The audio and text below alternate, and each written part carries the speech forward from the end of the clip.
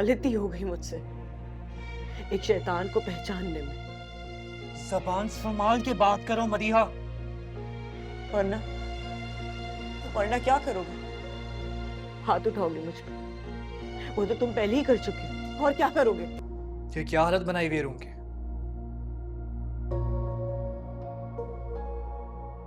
तुमसे पूछ रहा हूं, बहरी हो गई हो क्या?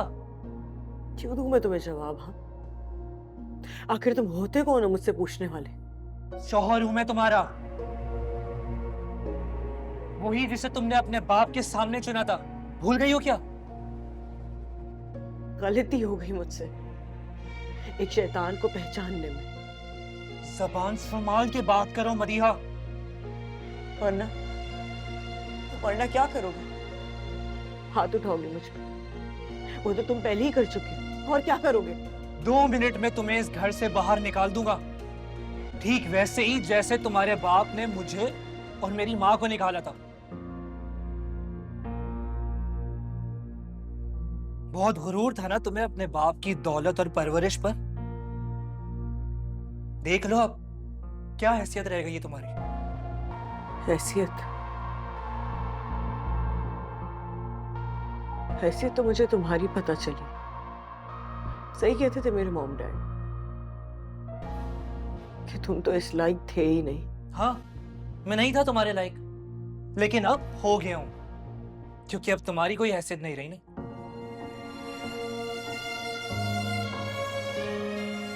मुझे एक बात बताओगे? आखिर किस बात की सजा दे रहे हो तुम मुझे? हाँ, मोहब्बत करने की या फिर तुम पे भरोसा करने की? ये तो तुम जाकर अपने माँ बाप से पूछो कि उन्होंने क्यों सजा दी थी मुझे गरीब होने की।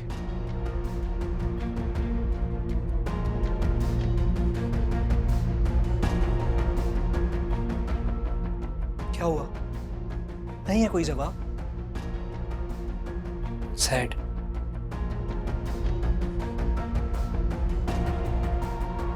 इसी तरह मेरे पास भी तुम्हारे किसी सवाल का कोई जवाब नहीं है। अब सड़ो यहां पर इसी तरह, क्योंकि तुम यही डिजर्व करती हो।